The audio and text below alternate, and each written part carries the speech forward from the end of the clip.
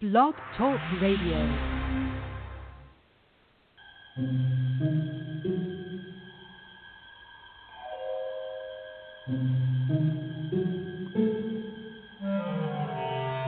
Archangels, ghosts, and Bigfoot, oh my.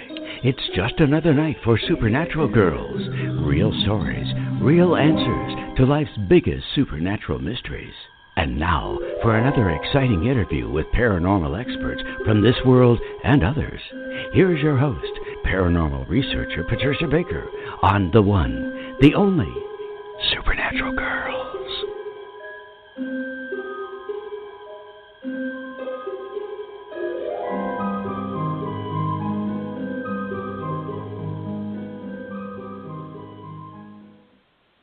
Welcome, everyone, to another exciting episode of Supernatural Girls Radio. I'm your host, Patricia Baker. I'm here with my co-host, PK, all the way from Tucson. How are you doing tonight? Oh, I'm just doing fabulously. It's great. A decent day. Hot, but there's a little wind. That's a good Actually, thing. There's a lot of wind right now. It's all goodness. hot here. Like yeah, a blast it sure furnace. is. But it's nice. It is. Well, this is great. Believe this is. I'm glad you're able to make it tonight because we have a terrific guest. We have an expert and author on one of our very favorite topics. We've never had anybody on the show before to talk about it, and tonight we do. We have R.L. Poole. He is with us. He's going to be telling us the real story about Coral Castle in just a few minutes. But first, let's take a look at the numbers. You've been looking at the numbers of the person who created this castle, Edward Leedskalnin, I guess is how it's pronounced, and he's from Latvia. It's good to pronounce it because I knew I couldn't. Well, you were looking at all of his numbers, his birth date, his name. What did you find out about this very unique person? Well, the thing that I was surprised at is how much karma is within his chart. Now, he doesn't have a big ego at all. He's gives and takes equally well. He's creative and outgoing, but not overly so. And as we progress through the chart, we find that that's a karmic accumulation for him. So he's had to work at being able to communicate that people would understand him in the way that he felt it was necessary. But when it came to work-related issues, very hard worker to the point of being so anally detailed on how he make things work. Did very well making changes and dealing with that. But when it came to family issues of the past or taking a look at how to work things now and how he dealt with his finances in here, they're all karmic accumulation numbers. They're all things that he had to work at. He has 3 karmic lessons out of 9. We work with 9 numbers. He has 3 karmic accumulations numbers, and he has one that is a told over. So he actually has 4 areas of karma out of 9. So God bless him for whatever he was able to accomplish. It was great. Yeah. Taking a look at his name, he wants things for others, but he needs to be independent. And his birth information gave me that he was here to make a difference. He's here to stand on his own 2 feet, and he did not have an easy time, period, regardless. It isn't even without the relationship issues, major issues with the father figure. And that was true up until he passed away. There was always issues with the father figure or how it affected him in this world. But very difficult time making everything work. I'd say he was kind of a workaholic. He wanted everything precise, by the book, square, if you know what I mean, and, which is ironic since all the things he was doing, everything fit perfectly. Yes, it did. And that was, not so much as a ray of light that goes through. So when I was taking a look at how he responded with things, very interesting soul who did not really want to take from anybody else, even to the point of when he built the castle and he had it done, he would charge 25 cents. And if you didn't have the money to get in, he'd still let you in. It wasn't about the money. Right. Never was. And he did all this work on his own. God love him. That's a lot of work, but we're going to find out how he did it. I know, really. This is so fascinating because, again, we've looked at this story and we've been waiting for someone to come to the show and talk about it. So we're very, very honored tonight to have R.L. Poole with us. And before we go there, though, I found this story today. It was written by our friend Nick Redfern. And, you know, Nick takes a look at all the cryptid stories. And he came up with this one I would like to share with everybody. Now, of course, everybody go to our Facebook page, like and follow us there, because that's where we post all these great things. But basically, this one was very strange. Now, the location was the Humboldt Meridian in northwestern California. And when he was in this area, actually this grandfather's journal that he got, it was shared with paranormal expert Brad Steiger, and it was a journal from a man named James C. Wyatt of Memphis, Tennessee. But he was in this Humboldt area, and it was while he was there on one day that the grandfather encountered a tribesman carrying a plate of raw meat. So he was puzzled, and he asked what it was for. And after pondering on things for a while, the man motioned Wyatt Sr. to follow him. So they arrived to a cave built into a cliff face.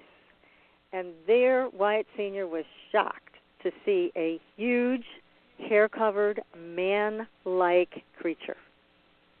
But it was quite docile, enthusiastically ate the meat that had been provided for him. And it was then that Wyatt's grandfather got the full story. So the beast was nicknamed Crazy Bear, and he had supposedly been brought to the forest, get this one, from the stars. Nothing less than, a small moon had descended, ejecting both the creature and several more of its kind. So the moon was reportedly piloted by very human-looking entities that always waved at the Indians as they dumped the hairy creatures on their land. Wow. Now, Nick goes on to talk about British Bigfoot, or specifically there was one creature that had been seen in the UK and it was described the same way. But this one was called the shug monkey. And the shug monkey was most notably seen, and we've heard this one before, Rendlesham Forest in Suffolk. And that's the area of the forest that just happens to be the site of what is claimed to be the UK's most famous UFO encounter. And this is an event that occurred back in December 1980. So here we have somewhat of a link. Now, we've heard this on and off with our guests about the link between UFOs and Bigfoot. Now, here are a couple of cases that seem to back that up by witnesses. And, again, these news reports or these stories that have been passed on from long ago, they tend to be fairly accurate. It's not like today's news that gets angled and rewritten before we ever see it. This tends to be what really happened. So, anyways, this story is on our Facebook page. Go ahead, take a look at the whole thing. It is very, very interesting.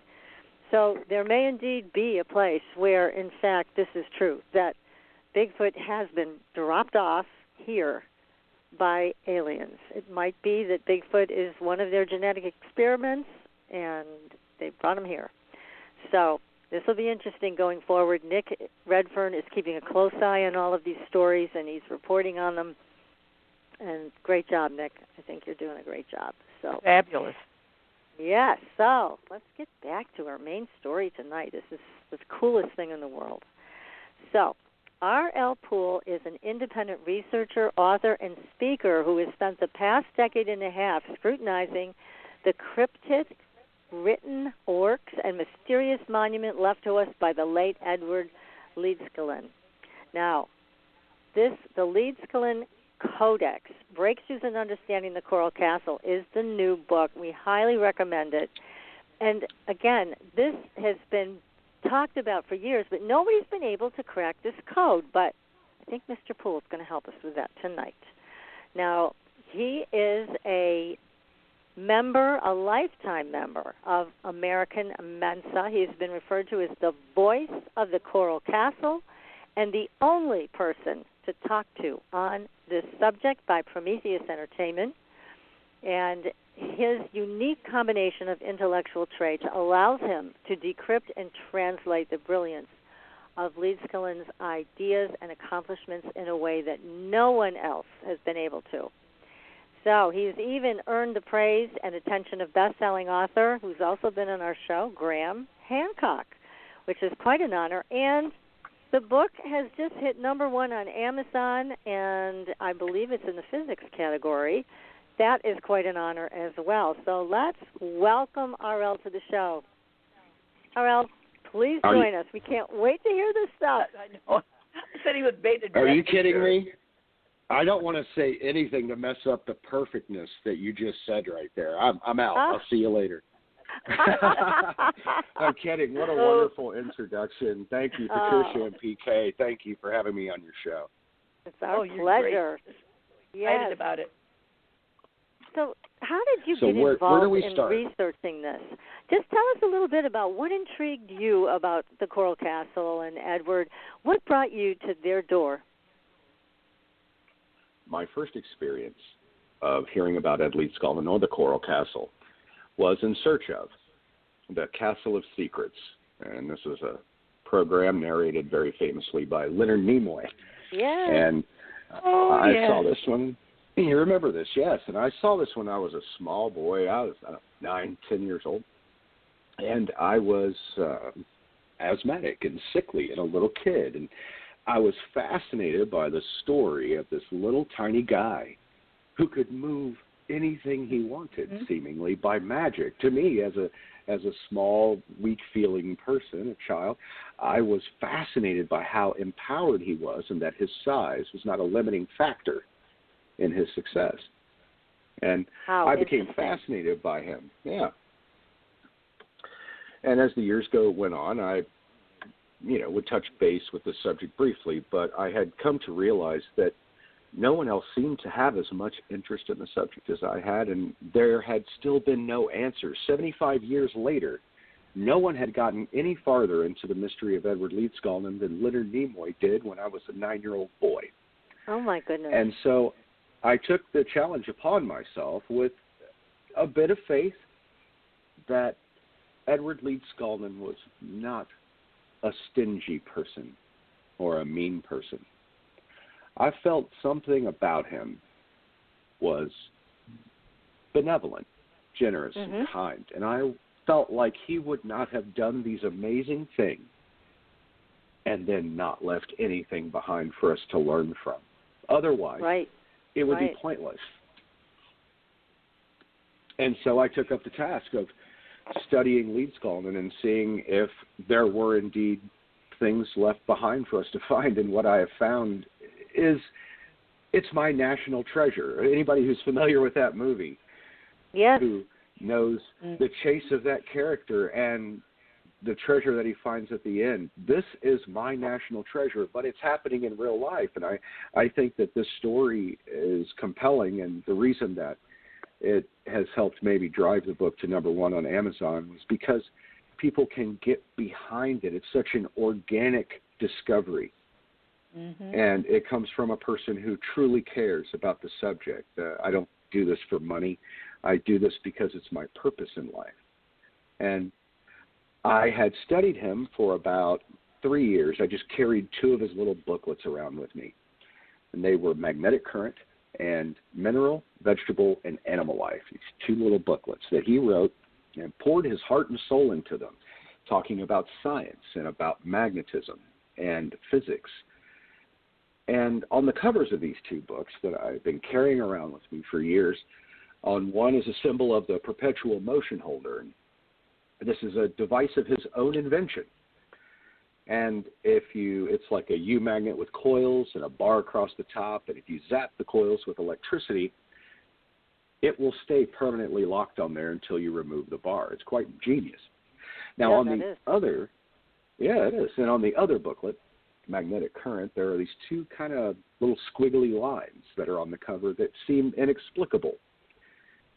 Until one day, I'm watching Iron Man. I'm on Christmas break, and I'm watching the movie Iron Man because I'm a big comic book person. And I see this part where Tony Stark is hiding these plans, and he does it by drawing only part of the schematic on different pieces of paper. And then when you overlap all of the pieces of paper and line them up, you see the entire schematic. Okay. And I literally had the book sitting right beside me as I'm watching it. And I'm looking at the covers, and I'm like, no, wait, it couldn't be. So I run over to the window in the bright light of the early morning sun, and I hold it up to the window, and they fit like a key in a lock. Wow. And what he had done was he had hidden part of a schematic in plain sight for 75 years. Oh, my gosh. Incredible.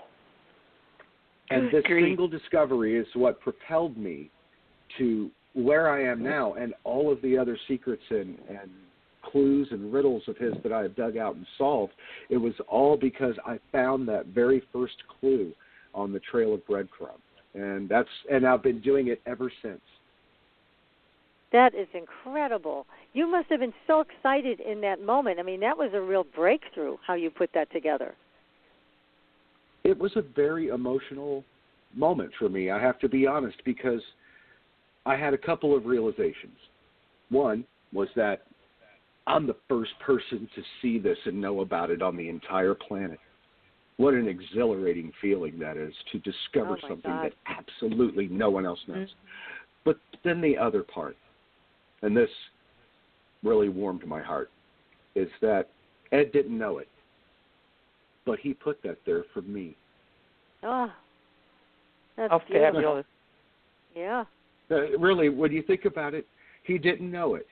He was leaving this for someone to find, and he didn't know it, but he left it for me. And I'm very grateful for that. Good that you should be aware of that also. Oh, thank you. I don't know how I could have ignored that moment. It hit me right in the heart that Ed left this gift for me, but for us. And I just happened to find it first. That's amazing. Very validating. Yeah, it's a very validating moment for me, too, that I've been carrying these books around like an idiot for 3 years, and everybody just thought there was something wrong with me. And then all of a sudden, oops, I found something. And, it just goes to show you, if you look at something long enough, you'll figure it out, And that's the key, is I've found that so many people who have written books on this subject or claim to be experts on this subject really are willing to settle for very quick, fast, and incorrect answers to things because they sound cool or they want them to be true. And I had to divorce myself from emotional attachment to any theory because if I didn't, then I would go down the same road that they did. And I had to start out with zero assumptions except that he left the answers to be found. And that was verified by my first discovery of the secret schematic. So I felt very comfortable proceeding forward with that small leap of faith once I had found something worthwhile and verifiable and true that was left by him. Very important. So now you've been researching this aha moment happens, it's transformative, and you kept going to find out what he left all of us. But tell us a little bit, if you could, about Ed himself, because he was a very interesting person. You mentioned that he was of small stature. He was probably 5 foot something and 100 pounds, maybe soaking wet. He was a small guy. He was from Latvia. But tell us what you know about him. Well, what I know about Edward Leedskalnin is that he was a very small, diminutive, quiet, unassuming, polite, bashful person, and that he was completely full of it.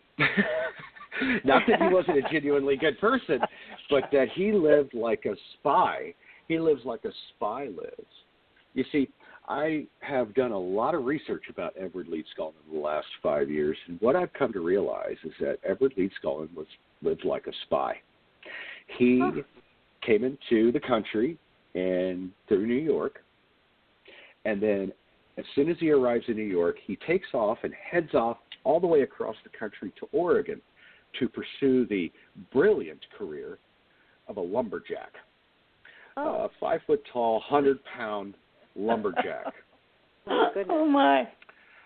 Okay? That makes sense. No problem. People just gloss over this like, yeah, sure, why not?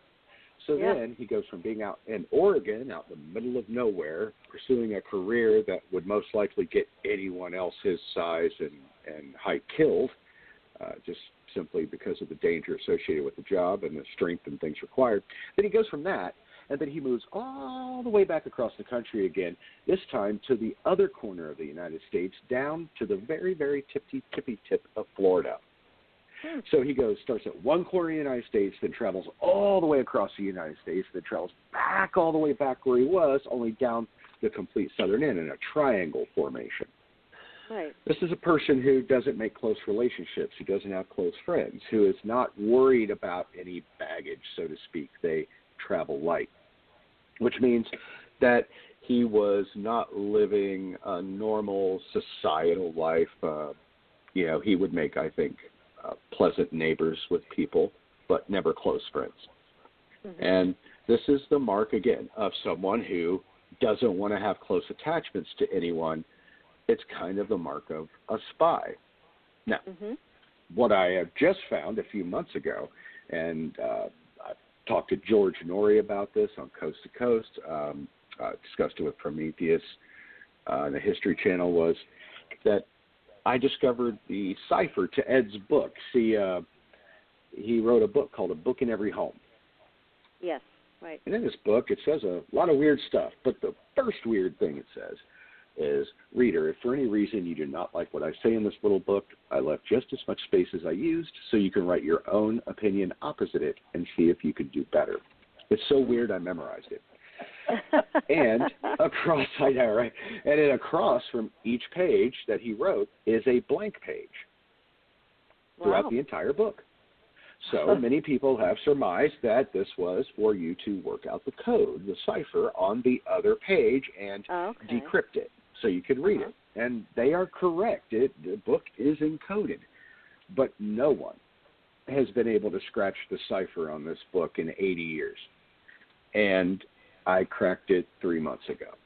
Oh, congratulations. Wow. Thank you. Fabulous. It's going to be part of a new book I'm writing to top off kind of the Leedskalnin book series that I'm doing. But again, fabulous.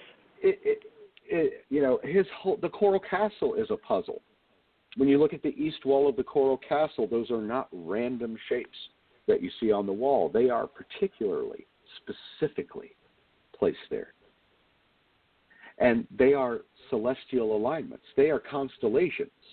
And what I discovered was that it was a line of constellations that go from left to right on the east wall, which is from Virgo to Taurus, which is perfectly in line with the night sky. And the reason for these 16 celestial alignments is that it's a star map, but a map doesn't really help us. We know that we are in space. That doesn't help us having a star map, unless you can use the stars for the one thing they've been used for on this planet since we've been watching them, and that is to count time. We count time very well with stars. We've done it for a long time, and I realized that these 16 points that I have found carved in the coral it's a map, but really what it is a fingerprint of a day and a time. So what I had to do is I had to find a moment in time, either in the history, present, or future, in which these 16 celestial alignments show up exactly the way that they are represented on the wall and the time that they represent. And I found it. You did? I did. And this is included in the Leedskalnin Codex, and one of the reasons I think why the book's becoming popular is it's September 10th, 1923, 6:08 p.m. Eastern Daylight Time, or Ed Time, as I like to say it. And it shows a 4-point syzygy. Okay? September 10th, 1923. This is the year Ed built the Coral Castle. And it is also the time he shows on the wall is the exact time when Venus, the sun, the moon, and the earth, their equators are all in an exact straight line. Oh, my goodness. And he captures this moment in stone forever as a major component of the Coral Castle and leaves it in front of us for 80 years. Incredible. And no one notices it. No one sees it. And what I realized is that he is trying to teach us something about celestial mechanics and about our modern physics. When you look and what at, do you think that is?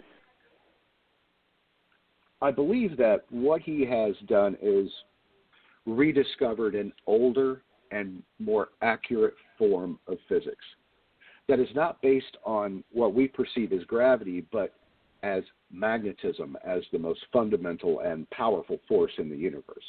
That it is the perpetual motion engine of all creation, governance, and destruction of everything in the universe. So, the reason I believe this is that the day that Ed shows, the time that Ed shows, if you drew 4 circles in a row, in a straight line, and if you said, okay, this side on the left is Venus, and the exact opposite side, which is Earth, Ed would have been exactly opposite of this entire line. He was at the very end of the line of this alignment at the day and time that he carved into the stone. Why is that important? Right, why? I didn't know. I didn't know until I was watching a video on magnetism on YouTube or something, and I saw them demonstrating something called a Gauss rifle. Do either of you know what a Gauss rifle is? Because I didn't. No, it's not. Okay, it's very cool. A Gauss rifle is a type of mechanism that will launch a projectile simply using magnetism. No propellant is required. Oh. So if you look at the trigger mechanism for a Gauss rifle, it shows a ball bearing on the left and then a large sphere magnet. And then next to that on the right would be a small ball bearing and then another small ball bearing. Well, it doesn't take a rocket scientist or a member of Mensa to see that that's very analogous to the alignment that Ed is showing on the wall, the syzygy. Venus, then the giant sphere magnet, the moon, and then the little ball bearing, the large sphere magnet being the sun, and then the little ball bearing the moon, little ball bearing the earth. And if you roll from left to right, there will be an invisible transfer of motion, and the ball bearing on the very right, in this case, which would symbolize Earth, would go flying off the table. I believe that Ed Leedskalnin was using our solar system like a celestial mechanical device, and that when the tumblers in this lock line up, and then you alter the conditions to your advantage, that you are able to do things, bend what we now currently misunderstand as the laws of physics, that we can temporarily bend those laws for a while.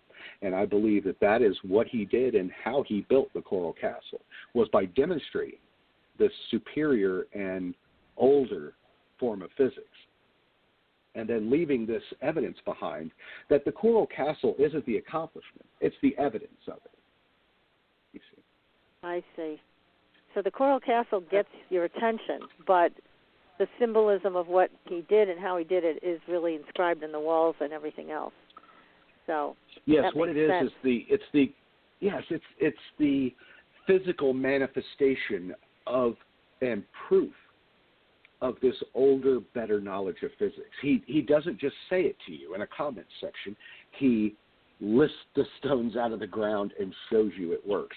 And this is why I believe he moved the Coral Castle from where it was originally built. He had it built, I believe, originally in Florida City, just a couple miles down the road from where it is now. And by the way, as a numerology person, PK, you probably would like knowing that Homestead, Florida is 16 letters. And he was obsessed with the number 16. That makes sense, because he's so detailed about everything. Because the Twilight.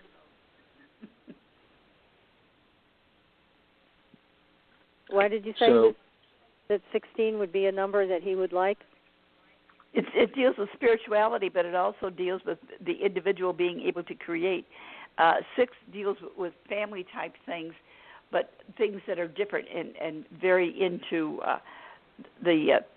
becoming the 7, which is things of learning and teaching. The spiritual side is always 7. That's interesting. The 16 becomes the 7. Interesting, right? There's other anomalies too. He has 16 celestial alignments shown in the courtyard and on the wall. He lived to be 64, which is 16 plus 16 plus 16 plus 16. There's a whole lot of these different numerical coincidences that seem to happen. 16 becomes a 7, and the day he passed was a 7-day. On the December 7th. I didn't know that. Yeah, but it was the 7th day that he passed.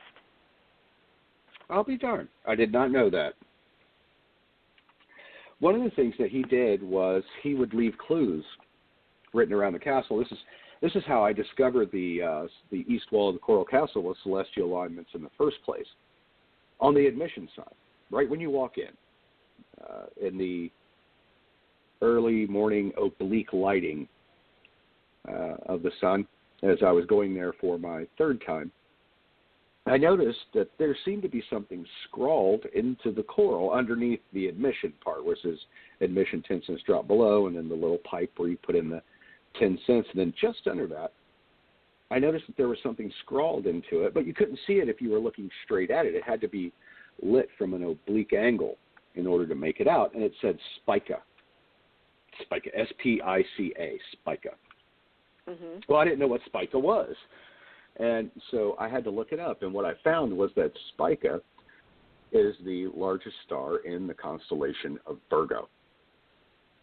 Okay, great. So I walk into the Coral Castle. When you walk in, the first thing you see is the east wall. If you walk straight from the entrance, where you see the admission sign, you walk straight to the back corner, and you walk over to the leftmost orb on the east wall, the one that I don't know what they call it, Mars or something.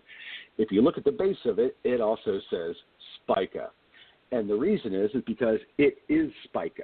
And then next to it is Saturn, and then next to that is this crescent shape. And if you put those 3 things together on September 10th, 1923, you will see Saturn in retrograde in Virgo on September 10th, 1923 at 6:08 p.m. Eastern Daylight Time. It fits. And there are so many. It all fits perfectly, like keys and locks. He takes you from one to the other to the other to the other. And all you have to do is be paying attention, very close attention, and you can see it. But here's my question, R.L. This is a man that had, a 4th grade education? Something like that? How did he I think he would have had no problem qualifying for Mensa. I would say. Because, my gosh, for him to be able to figure this out and also leave these very sophisticated clues, we are talking about an absolute genius. Mm-hmm. We are, but I also think that the 4th grade education was actually a help and not a hindrance. Because you see, in some ways, if you are learning wrong things and you have those blinders on, you will be able to not see things that contradict that, or you will not be accepting of them. I saw his lack of formal education a boon to him, because he was such a keen observer. He was such a polymath. He learned so quickly. He had very subtle and sensitive senses that he could teach himself more easily than others could teach him, and probably more accurate things. And I think that's what we see here. Was he didn't go get a PhD in physics and then start trying to build the Coral Castle. No, he didn't do that, because none of those PhDs can do it. You see, all those guys with their PhDs in physics and astrophysics and doctorate degrees cannot lift one of those stones out of the ground, but somehow Ed can. So that's the guy I want to listen to, personally. Absolutely. Yeah, we want his information. We could sit at his feet forever. And so here's another question, and I guess this is one of the peculiarities of his personality. he did not want to reveal any of these secrets outright to anyone. Is that true? It is true. And I think that he spent his entire life encoding the secrets to be discovered later. And why would he bother doing that if any schmuck who walks up and asks him can just find out? Why the life work then, you know? Mm-hmm. Yeah. And wasn't he at one point also attacked by people who wanted to know, and he still wouldn't give it up? He still wouldn't tell them. Well, I believe that this is one of those folklore stories, and again, this is kind of one of the things that I have been researching to either confirm or deny. Mm-hmm. My very best guess is that was a cover story. I don't think anybody in the world would ever hurt Ed. He was so meek and so kind and so non-confrontational. I couldn't imagine anybody doing that without the entire community being alarmed and upset about it. Mm-hmm. What I believe is that he needed to move the coral castle. He had to. And the reason he did is because when you do science, if you do an experiment and a miracle happens, well, that's not science. You have to have verifiable and repeatable results, or else your science is not valid. So he built the coral castle once, lifted it up out of the ground, so he had to prove that his science worked beyond a reasonable doubt. So he had to do the scientific thing. He had to pick it up and do it again and move it down the road a few miles and then set it back up and then keep building. So it's not location. It's not a trick. It's not a fluke. It is repeatable and verifiable. And I believe that that's why he did it.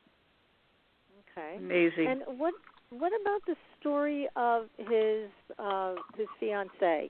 Is that true? It sounds like a cover story to me. And when I get into it a little bit later about why I believe it's a cover story, I think you might be inclined to agree with me. Mm-hmm. You see, Ed was 26 years old. He come from a poor family in Latvia. They were very political. And at this time, Latvia was in a great deal of civil unrest because they were being invaded and taken over by the Russians. Mm-hmm. Everything I've been able to read about Ed suggests that Ed did not take a liking to that. And he was, like any other red-blooded Latvian, he wanted to fight for his home. And he was, I believe, a person working against the Russian military forces that were trying to occupy Latvia at the time. They said that Ed would walk around, his friend said Ed would walk around with a rifle under his coat, and they said he would walk right by Russian troops and never even bat an eye. This is a guy who had ice water in his veins. Wow. I don't think a couple of punk teenagers in Florida were going to rattle steely-eyed Ed one bit. So I think that he may have gotten into some trouble over there. I think that it is possible that he could have gotten into an altercation with Russian military, that he could have had a bounty on him. He could have been out looking for him after something he had done, and he needed to flee the country. I think it would have been more political than anything else. Okay. But to be rejected by someone and then leave the entire country and go to another country where you don't even speak the language, like that's, again, people gloss over this as though that sounds normal, but there's nothing normal about that. Not at all. You and I, neither one, have ever met anyone who someone broke off the engagement and they went, "That's it, I'm off to Italy." And, no, nobody does that. Nope. That is rather odd. They go, yes. Right. So, but it's interesting because it is in keeping with your description of Ed as a spy. Exactly. You see, these are all cover stories, folklore, things that they just keep getting passed down and passed down and passed down. Right. I was fortunate enough to speak with Marilyn Hicks, and her father, and Thomas Hicks Jr. as well. Tom Mays was Ed Leedskalnin's personal attorney. Oh. And he was his attorney when Ed passed away. and handled his estate. And at the time, Marilyn Hicks was a 14-year-old girl when Ed passed away in 1951. And her father, who was also the mayor of Coral Gables, and he was a highly respected man, and a man who she still calls Daddy when she talks about him, said that they went to recover Ed's effects, 2 trips, and her brother, Tom Hicks, who was home from college, also went. And they recovered a few boxes of belongings, and her father had given her, it looked like a shoebox, she said. It looked like an old shoebox. And he said, here, sweetheart, you go through this and you tell me if you find anything important or anything. Just let me know what you find. And her and her friend sat down in their living room floor and started going through this box, and they were giggling because it was a box of love letters that Ed had written to a lady named Doris Duke. Now, oh, my. If that name doesn't ring up, but you know who that is. Yeah, Doris Duke, the heiress of the Duke tobacco fortune, at one time called the richest little girl in the world. So here we have Ed Leedskalnin, maybe the poorest man who's ever lived, writing to Doris Duke, the richest girl who's ever lived. Oh, my goodness. And they're snickering about these love letters and that Ed is being very romantic and very sweet, and that he believes that Doris Duke is answering him through a comic strip. She said they found a stack of letters and then a stack of cutout comic strips from a comic strip called Doris. And if you look up the comic strip Doris, the main character in the comic strip looks exactly like Doris Duke. Oh, my goodness. The hat goes even deeper. So I call her. I confirm that this is true. She said, yes, he had these letters that he had written to her, and he had these cutout comic strips, and he believed, based on what she had read from the letters, that he was answering her from the comic strips, that he believed he would receive a message from her in the comic strip, and then he would write back to her talking about it. And, of course, they all thought this was great fun and that this was some mythical relationship that Ed Leedskalnin was pretending to have with an important and beautiful person at the time. Again, Ed Leedskalnin does not strike me as the sappy romantic type. He's very flat-footed on the ground, and I don't believe that he would be as realistic about everything else as he is, and being such a scientist and such a clear thinker, and then given to this whim of a fantastical or imaginary relationship with a person he's never met. It just doesn't make any sense to me. So I asked a few questions. I said, well, were the letters, did he receive any letters from her? And she said, no, they were all letters he had written to her. And I said, well, if he had written letters to her, why didn't she have them? Right. That Why was would going to he be my have them? question. And she said, right, and she said, that's a good question. I don't know, but see, I know the answer to that. And the answer is that when you write someone something that's encoded, you keep a track of what you've written as well. You keep track of both sides of the conversation. So he would write 2 copies. He would write a copy of the letter to her and then another copy for himself, mail one to her, and keep his as a receipt of the messages to keep track over time so things don't get confused. This is spy stuff.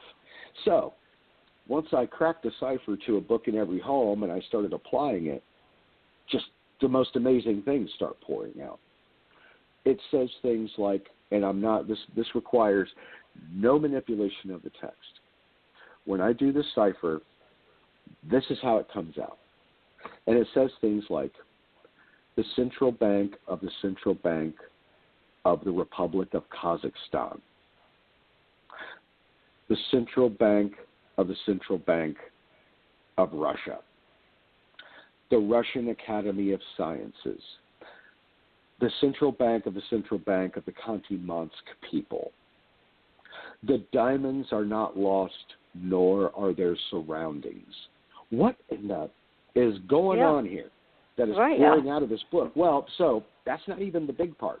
I'm getting to all that. But the big part is that when I applied the same cipher to a comic strip from a month and a year when I know they were both alive and communicating, it came out to a message. Oh, for heaven's sakes. The same encryption works. So incredible. Your belief is that they were really in touch with one another then? It's not a belief on my part.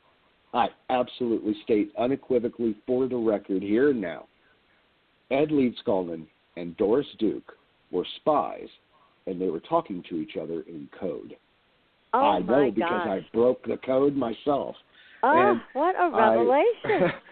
I mean, this just completely changes everything we know about the Coral Castle, about Ed. It rewrites it all. It changes everything. And the wealth of knowledge that I've started carving out of this book is unbelievable. This is incredible. My mind is boggled. I'm trying to really grasp everything you're saying, RL, and there's a lot you're saying. Who it is. I dumped for? 15 years on you in 30 minutes. I get it. It's a lot. Oh, my God. But who were they spying for? Why were they writing in code to each other? What was the purpose? One of them seems to be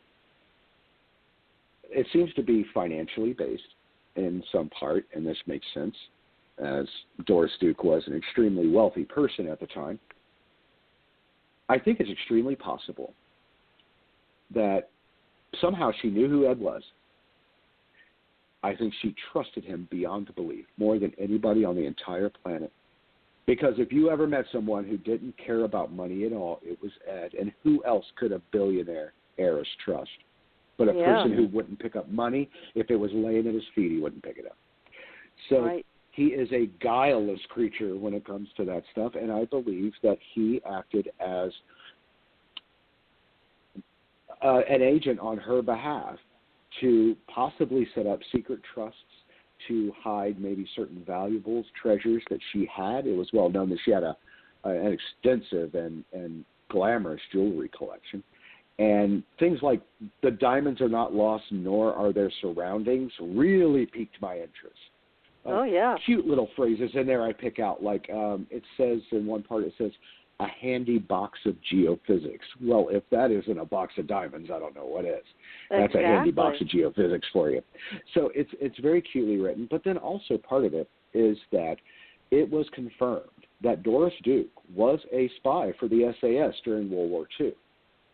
One of the messages that I intercepted was from August of 1945. And the reason I picked that is because that was the exact same date and month that Ed Leedskalnin released his book, A Book in Every Home. It was in August of 1945.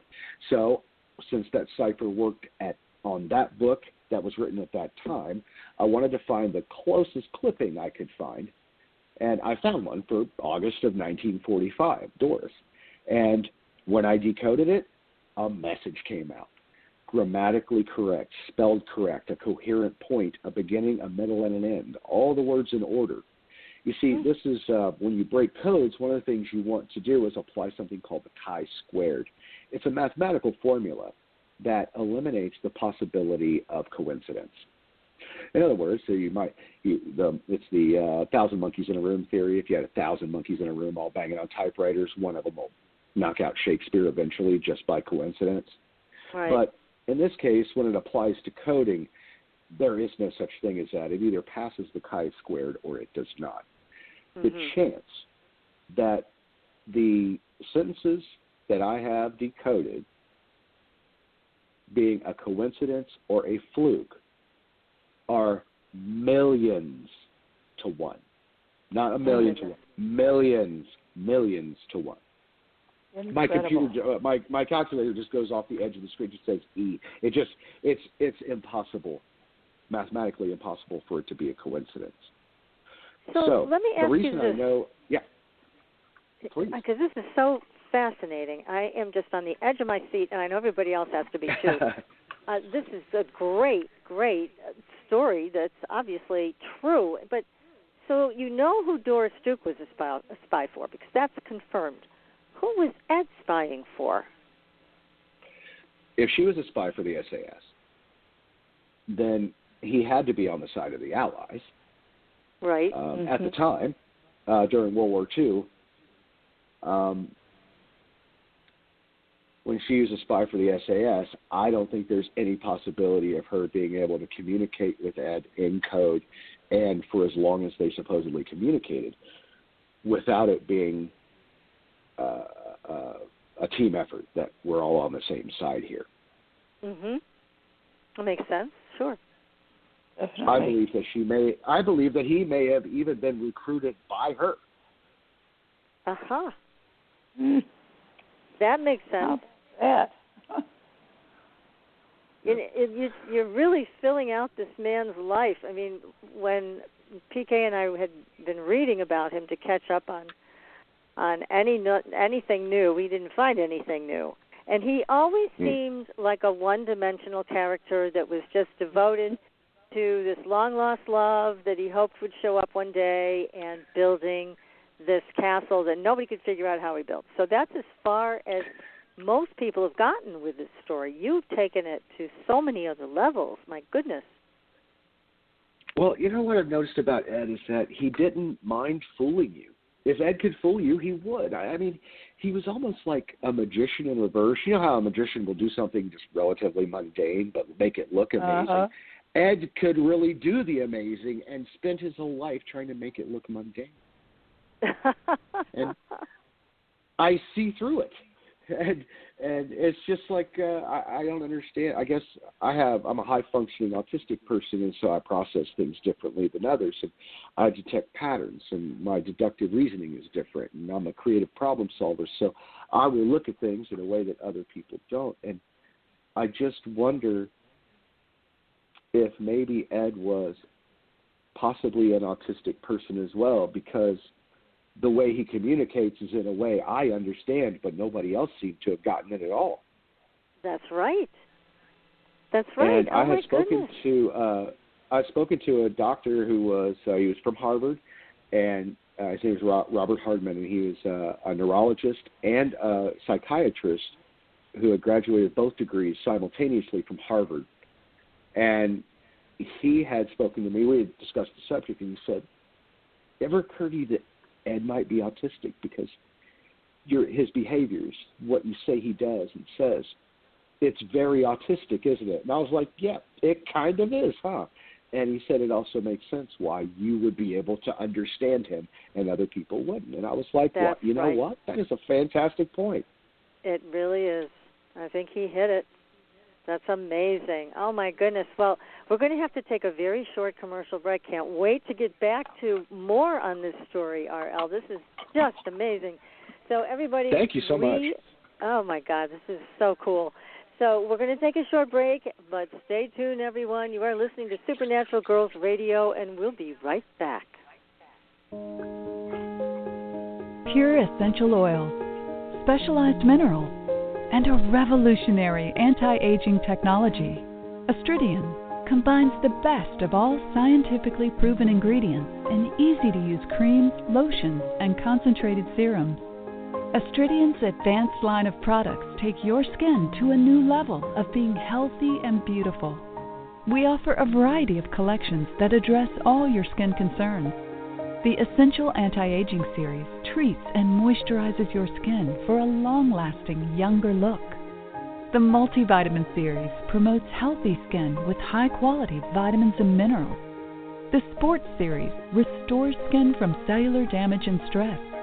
Astridian also offers a revitalizing solution for hair and a professional series for doctors and medical spas. Visit astridian.love today and begin your new journey to healthy, beautiful, youthful skin. Astridian, beyond your expectations. There are a lot of psychics out there. How do you decide which one is right for you? You look for someone who empowers you, who's practical and spiritually connected, who says, here are your opportunities, here are your challenges, and here's a way to deal with them, and then gives you your own toolbox to make your life everything you want it to be. Hi, I'm Corby Mitleid, and that's how I work with you. As a certified professional tarot reader, I've helped thousands of people for over 40 years through my toolbox. cards, past life retrieval, numerology, spirit guide conferences, and mediumship. Whether it's career, relationships, finances, or your spiritual road, together we can replace your confusion with clarity. And you'll probably find a little laughter along the way.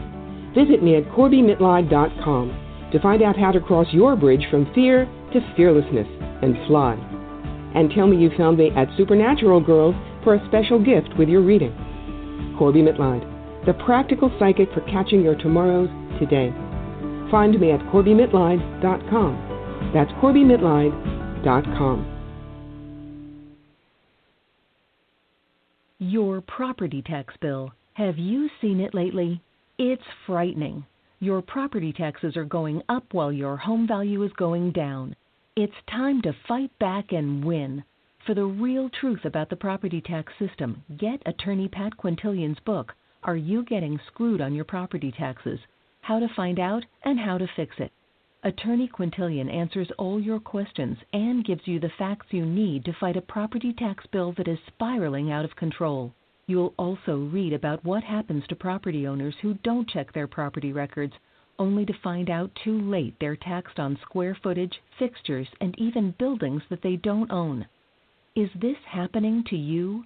Learn your rights. Buy attorney Pat Quintilian's book today. Are You Getting Screwed on Your Property Taxes? How to Find Out and How to Fix It. Available on Amazon.com. Are you frustrated with endless mantras, affirmations, and processes that promise to align your life with your dreams, only to find yourself years later in the same space where you began? Do you feel like you must be doing something wrong because nothing seems to be working? Don't you just wish that someone could shift your consciousness for you and your life could align with your desires without all the effort? Well, your wish is about to come true. Hi, I'm Carrie Cannon, and I have a gift that allows me to align the consciousness of others to be in harmony with their dreams. The best part is, it requires no particular effort on your part. Upon listening to a consciousness alignment, people have reported instant energy shifts, financial windfalls, soulmate connections, healed relationships, physical healings, and more.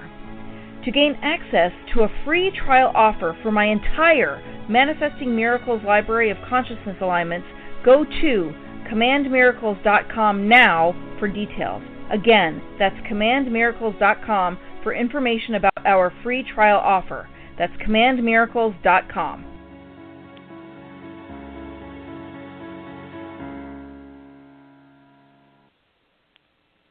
Welcome back, everyone, to Supernatural Girls Radio. I'm your host, Patricia Baker. I am here with my co-host, Patricia Kirkman, PK, and our amazing guest tonight. We are just fascinated by everything he says. He is an author expert, and his name is R.L. Poole. He's got a great book out called The Leedskalnin Codex, Breakthroughs in Understanding the Coral Castle. Oh, my gosh. So, R.L., let me ask you this. How did he build this thing? How did he move those enormous stone blocks? Well, we have to look at it from several angles. And this is part of what has gotten my book to its popularity. You see, he understood something about physics that we don't. Therefore, he can do something we can't. Right. What he understood and kept preaching over and over again is that magnetism is the base, most fundamental force in the entire universe, that it creates, governs, and destroys everything in the entire universe. It is magnetism. It is perpetual motion in and of itself. He says in his written work, the Earth itself is a great big magnet. It's kind of a simple way of saying it, but it's very true. And you see, this is the part where, and this is why my book is #1 in the physics of gravity on Amazon right now. It's because if you ask Neil deGrasse Tyson or anybody else to try to explain gravity to you, they're going to beat their head against the wall. Mm-hmm.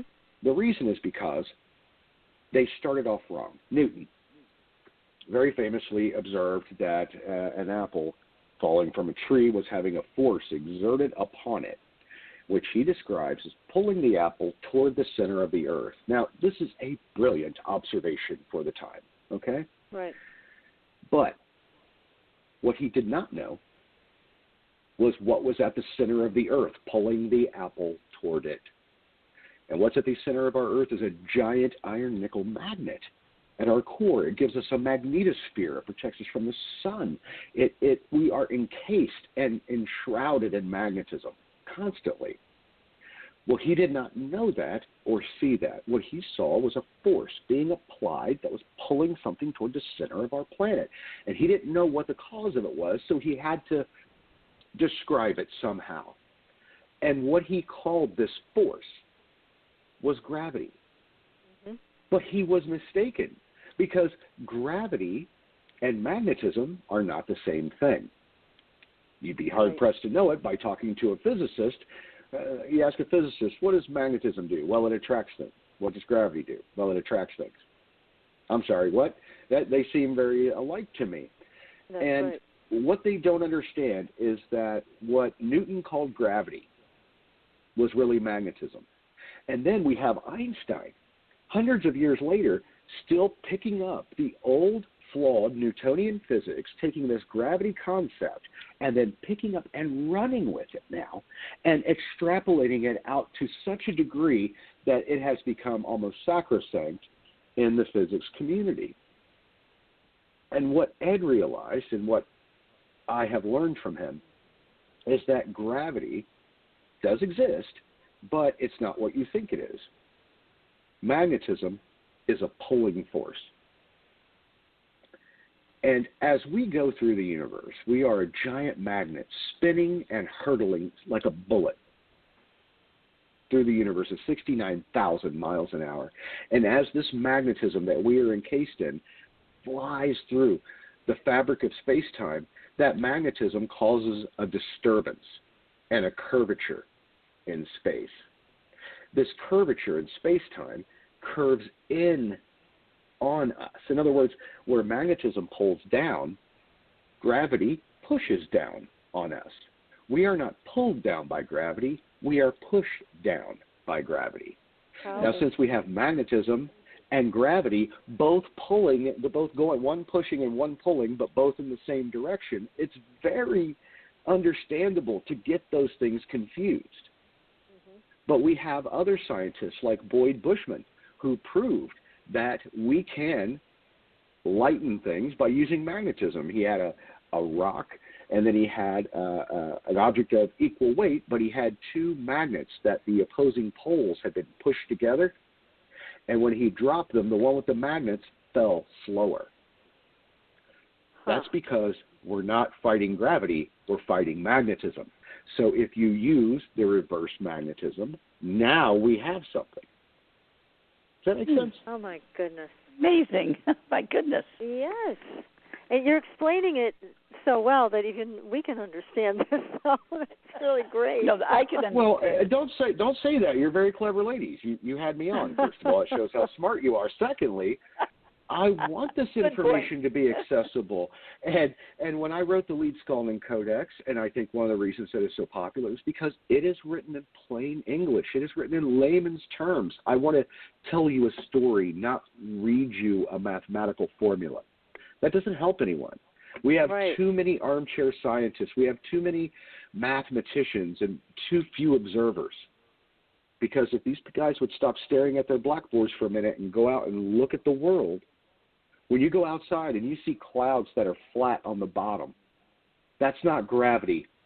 They're being pushed against an invisible magnetic table, and you can see it with your own eyes every day, the miracle of magnetic levitation. We see it all around us.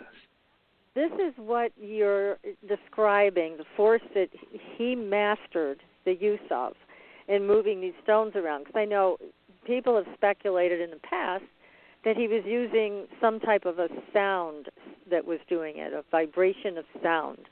But you're saying it wasn't really that at all. It was magnetism. It's more of a manipulation of the fundamental forces. And he did not spend a lot of time writing about sound. You know what he wrote about obsessively his whole life? Magnetism. That's what he was concerned about. Now, if you take the fact that, now, you remember what I said about gravity. right? How it's Newton right. called it wrong. He didn't know what was at the core, but it's a magnet. He says the Earth's a great big magnet. Well, now extrapolate that out to its ultimate conclusion. If the Earth is a magnet, so is the moon, so is the sun, so is Venus, so is Saturn, so are all celestial bodies, are all sphere magnets, all rotating around one another. Now, imagine what kind of effects that might have of if you had a ring of magnets rolling around each other on a table, and when they align, boop, it's the trigger for a Gauss rifle, or it's this, or it's that. And what he did was he used the solar system as a mechanical device and waited for the tumblers to line up and placed himself in the correct position at the right time. And then, I believe, using the perpetual motion holder that he had created with the missing piece of the schematic that I found, I think that he would pour water over the coral. I think that he would put that perpetual motion holder in the black box that was above where he would work. And I think that he would release a charge of extreme electricity and magnetism down into the Earth during the celestial alignment. And I think that during the celestial alignment, it would allow this effect to actually work for a short while. When we look at other megalithic sites, we see stones that are 90 tons. They're perfectly rectangular, polished like glass, moved halfway to the site and just kind of dumped there and forgot about it. Right. It's called the lazy stone theory. Well, what I believe is that it's not the lazy stone theory. They're like, well, why would they move it halfway there and forget about it? They didn't. They ran out of time during the celestial alignment. They were trying to do this, and they're like, oh, it's getting heavy.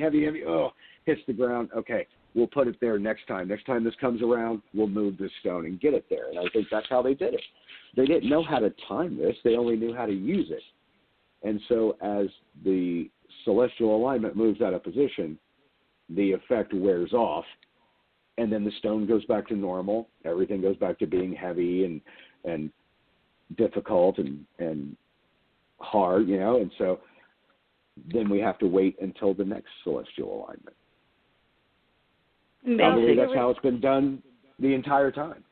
Probably. And now there was also a rumor that was talked about with Ed, and that he discovered all of this information at the local library reading books on Egypt. So what's the real story on that? I think that it is possible that some of that information could have been gotten that way. Mm-hmm. I think also a great deal of his time at the library was probably spent on how to write codes, because the code that I cracked for A Book in Every Home would have made Turing himself blush with envy. It's extremely complicated.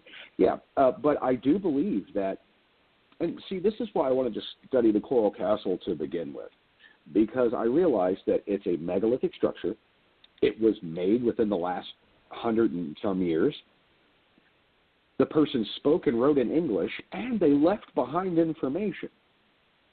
Now, if he made it the exact same way that the people made the pyramids 2,000, 5,000, 10,000 years ago, Ed Leedskalnin was our best hope. He dug this up and resurrected this information. And then, like the Egyptians, encoded it into the structure itself. And I think that he had the ability I think he was smart enough to learn Egyptian, like ancient Egyptian hieroglyphics, and I think he could go back and read the hieroglyphs, and I believe that he could make sense of them and put them in a context that maybe scholars would not, because they are looking at them through a very narrow lens. And I think Ed, with his more esoteric way of seeing the world, could read between the lines and actually figured out what science they were using and was able to replicate it. Because like me, he's studying the people who did it. He studied them, and I study him. It's just what I incredible. found fascinating looking at some of these things was the fact that the heavy gate that he had on the palace, that a small child could touch it with just a finger and make it move, and to get it to open. The 9-ton gate. Yes. Yeah. There's a great film footage of this little tow-headed guy, little 2 or 3-year-old guy, just toddling up to it with one hand, and it just opens with just the easiest touch of a little child. Weighed 9 tons. He had it balanced on an axle, a truck axle, and it was resting on this pie-shaped piece of stone that they still have not been able to identify. But they studied it because it had taken I forget how many newtons it was on the very center part of the stone from the point of the axle, and having 9 tons on a single point, yet it still did not break or crack or wear at all. So they were trying to figure out what kind of stone it was, but they still can't identify it. It was sent to the University of Florida, and they refused to comment on it. But when they went to the door, the axle rusted out. The bearings rusted out on it eventually, and they needed to fix it. And I spoke with Laura May, who is the director and curator of the Coral Castle Museum, and she informed me that she was there, and she was in charge of the project, and she hired 2 cranes, 20 men. They can't do it. They couldn't do it. Oh, my gosh. Now, we're talking engineers, we're talking heavy equipment, we're talking more than sufficient manpower for what anyone would assume you would need for this project. They couldn't do it. The door now is non-functional. It rests in place, but it cannot be moved again. Oh, it's a shame. And, well, it is, but it's also a challenge because I want to be the one to be able to tell them, here, let me run this machine. You go ahead and straighten that door up for me real quick. There you go. I want to do. Go for it. Because I'm not doing this for nothing. I'm not doing this to sell books. I'm doing this because I want to raise stones like Ed did. I want people to know what this is. I want this taught in classrooms. I want this to be an experiment one day and not a theory. Well, I'm looking at the implications of this for obvious construction purposes. But I'm wondering, there must be other ways to use this secret of magnetism. And, I'm thinking of health and things like that. To have this deep of an understanding as Ed did about how magnetism affects our planet and us, there's got to be more. And certainly the Egyptians. Oh, my gosh. This is what's so exciting about it, is because once you understand and you get your mind around this application of magnetism, the world now opens every other door. Now everything must be rethought, reimagined, restudied, and to see where this application fits in, where it makes sense, where it can help or improve. The applications of this information really is limitless because the applications of magnetism, as the universe shows, is limitless. Well, that's true. I remember years and years ago listening to a lecture by Dr. Ralph Sierra on magnetism in healing, and he was using the north side of magnets to shrink tumors in people. And it was very rudimentary. It was just regular magnets. But he was able to affect tumors with these north side magnets, and then obviously the south side was used to make things grow. But he really had some type of an understanding about magnetism that was quite different from everybody else. But it wasn't the extent of what Ed had. Ed had something that was just so deep and remarkable. But you're totally right. There are so many applications of magnetism. We can grow plants in a dark room just exposing them to magnetism. Really? They will grow because the light is the carrier of the magnetism. This is another one of what I call Leedskalnin's laws. Light is just heat and magnetism. I never thought of it. Good grief. Heat and magnetism. He says, we are electrical beings. Think about it. We have we have an acid tank. We have a stomach, which is a battery. We put fuel in it. It takes it apart, turns it somehow into electricity that runs our system, runs our heart, runs our brain, runs all of our autonomous functions.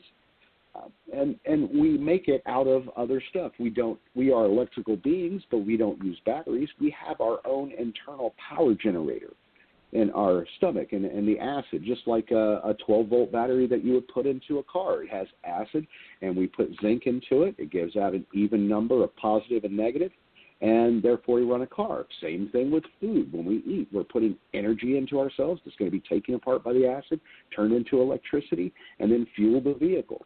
It's the same thing. Now, what did Ed die from? Ed died from pyronitis, a kidney infection. Yes. Right. Yeah, he died in the hospital of a kidney infection. Was it December 7th, 1951? Mm-hmm. And he died in the hospital. And before he died, he was calling for Tom Mays, who was the mayor of Coral Gables at the time. And Marilyn Hicks told me the story. She said we were all sitting at the table eating dinner, and she said, and Daddy got a phone call, and he said, I have to go. And they said, what's wrong? He said, Ed's on his deathbed, and I have to go see him. So he made it down before, and they thought he was crazy because Ed was nobody. He was just some little weird hermit who lived in Florida by himself, and he's asking for the mayor of Coral Gables. And so finally, he convinced one of the nurses to call, and he said, yes, I'm his lawyer. I'll be right there. So he flies down. He catches Ed. He does see him before Ed passes away, and Ed says, money, under the radio, money. So they go, and they find a note in a box that says, money in pipe under radio. So they go back out, they look, they lift up this kind of crystal radio-looking thing that he has, and underneath there's these vertical pipes, and inside these vertical pipes appear to be bills. And she said, Mommy stuck her finger in there and kept pulling out $100 bills, and they pulled out about $3,500. Oh, for heaven's sake. It was a lot back $100 bills. Well, it was a fortune back then, and here's the thing.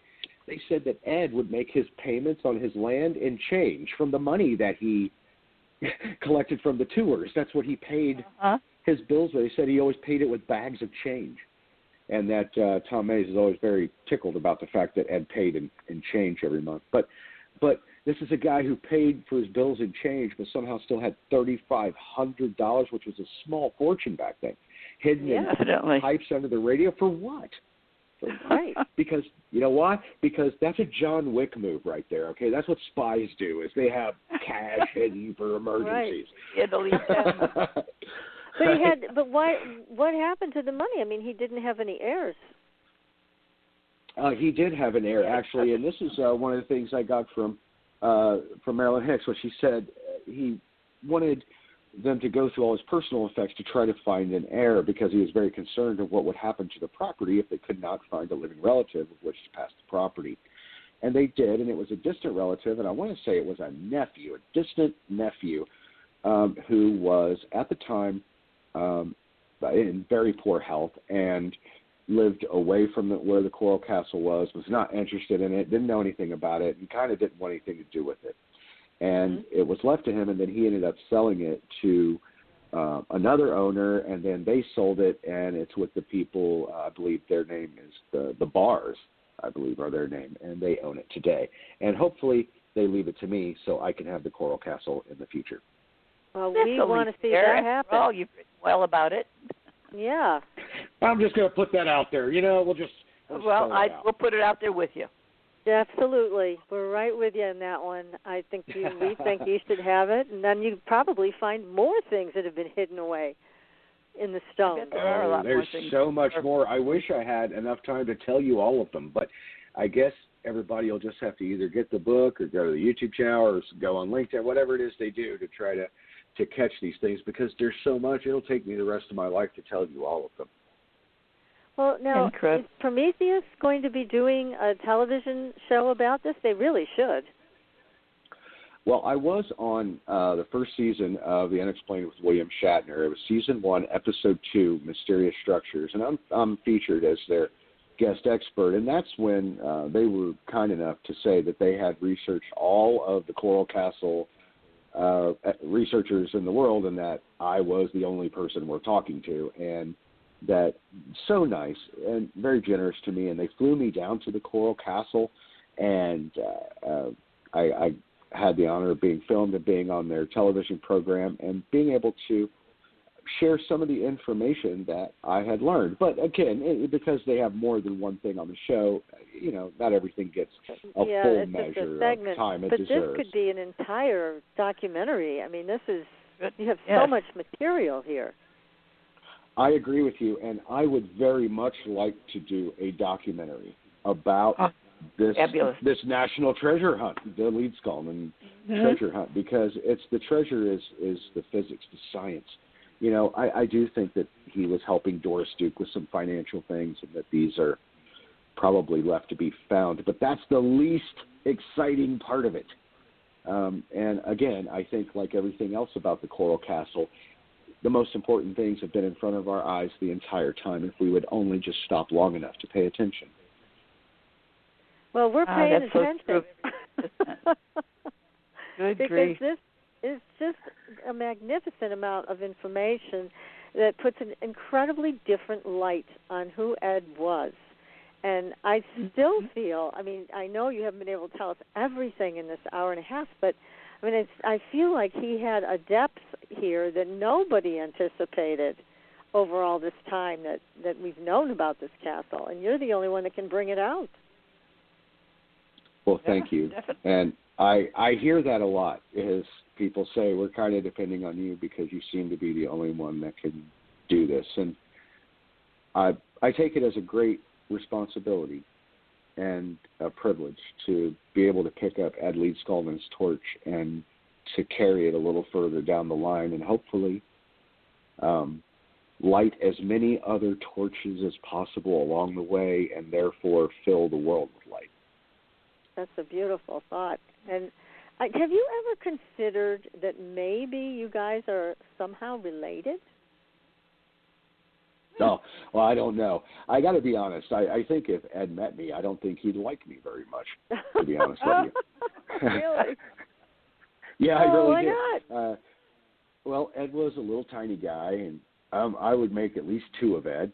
And I'm covered in tattoos and sarcasm, and you know, I'm a weird guy. You know, I wear sunglasses in the house, and you know, I wear weird, loud shirts. And he was very humble and very shy, and I'm very loud, and you know, kind of in some of my ways. And people notice me, is all I'll say. I'm covered in tattoos, loud colors, and flexi sunglasses, and I talk with my hands. Like fun. And I'm sarcastic. Yeah, I'm a lot of fun, but I'm not. I don't think I was Ed's kind of guy, to be honest with you. But I would have loved to have given him my tour of the Coral Castle and see how much I got right. 7 times. Yeah. Cary Grant being one of them. So she in herself was quite unique and different. Everything she did was different. Doris Duke was a rebel among rebels in her day, and really a trendsetter. She was a person who shied away from the spotlight, but at the same time wanted absolute, complete control over her own destiny and got it. I had a lot of respect for her, and I think she was also quite flamboyant for a lady of her time with her relationships and things like that. She did not really give a damn what other people thought, and I love that about her. Yeah. Oh, well, I believe it's because money is the real freedom, isn't it? That's true. Yeah. Wow. Yes. Now, you're going to be writing another book, you said, right, about all of this? Well, I'm working on it right now. I'm decrypting a book in every home, so I know what until I get the entire thing decrypted, that'll be on hold. But I will be making videos to put on my YouTube channel on Coral Castle TV, and I post things under my name, R.L. Poole, on LinkedIn. And, of course, anybody can get my book on Amazon or Amazon Kindle. Just type in R.L. Poole or the Leedskalnin Codex, and it'll pop right up. And so until I can come out with more additional information on these newest revelations, I think people would do themselves a great service by catching up with all of the other amazing things I've found before you get there. And I'll be sending both of you a copy of my paperback, the Leedskalnin Codex, and I would like for you to. I'd like for you to read it, come up with a bunch more questions, and then have me back on, please, so we can continue because it's too much fun. Sounds like a great idea. Yes, we would love that. We would absolutely love that. Now, let me ask you, and just in case there's anybody else kind of lurking out there that may have some information on Ed and or Ed and Doris, how can people get a hold of you? What's the best way? the very best way to do it is if you email me, and my email is talkingtoleedskalnin. It's all one word. You got to really want to send me a message to type that out at gmail.com.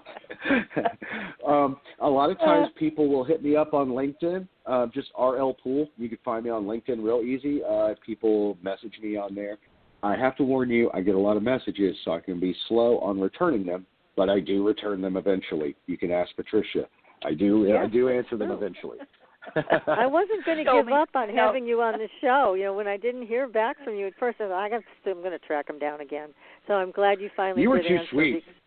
I was like, you are just the sweetest stalker I have ever had. Just, I say yes. That's fine.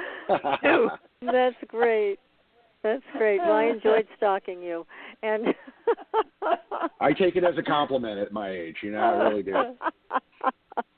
Super. This has been just so remarkable. I'm going to be thinking about this for a long time. And again, having this be such a favorite story of both PK's and mine, I mean, you've given us a great gift tonight and our audience to be able to have this look into this whole mystery of this man and what he did and the implications of it. I mean, just thinking about what can come from this once you have it all decoded is amazing. I mean, this can change the world. Very true. It will have to change the world. I don't know how anything could be the same after we find out these things. And I think it's already changing if you look at how well the Leedskalnin Codex is doing and how people like yourself, PK, you guys are excited, enthusiastic about it. You go, oh, I understand what you're saying. I'm on your team. Yeah. And this is what it takes is people supporting folks like myself who are doing good work, folks like Graham, folks like our friend Nick Redford, things like that, guys who are out there really trying, girls who are trying to do their job, do the very best they can to uncover the truth. And the ones who are doing it, they should get the attention and the support. And I appreciate you so much for that. And it's a nice feeling to be recognized by your peers for doing important work. Well, you certainly are. Important. Yes, and one more thought on this, RL. When you think about how a lot of things have been declassified, and you do have that information about Doris working for SAS. I wonder if you could also determine again who Ed was working for. And if there's any more information that you could get on that might lead you to a deeper understanding about what he was doing with Doris and why. So I'm just curious because, that is, a lot of that stuff is declassified now, so long ago. Sure, it may be, but also finding it. Was it recorded?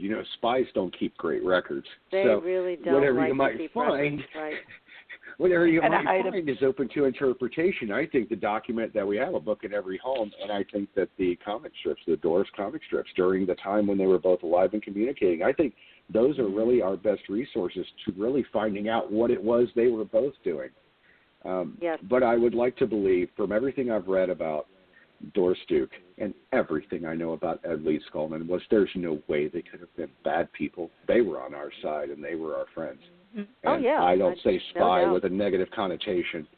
Yeah, no, they were both positive, and they were trying their best to help. I'm sure of that. You're right. Absolutely. Well, everybody, be sure to get a copy of this great book by R.L. Poole. It is the Leedskalnin Codex, Breakthroughs in Understanding the Coral Castle. And as R.L. has shared, the easiest way to get to him is on LinkedIn, or give us that long email again, please.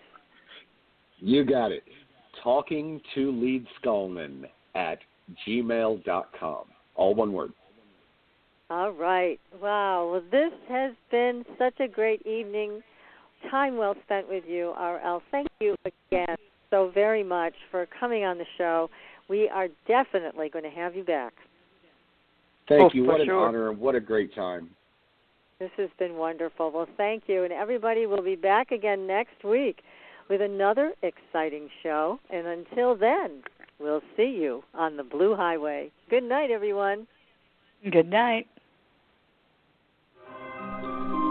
Thanks for listening. Tune in next week for another radio adventure with Supernatural.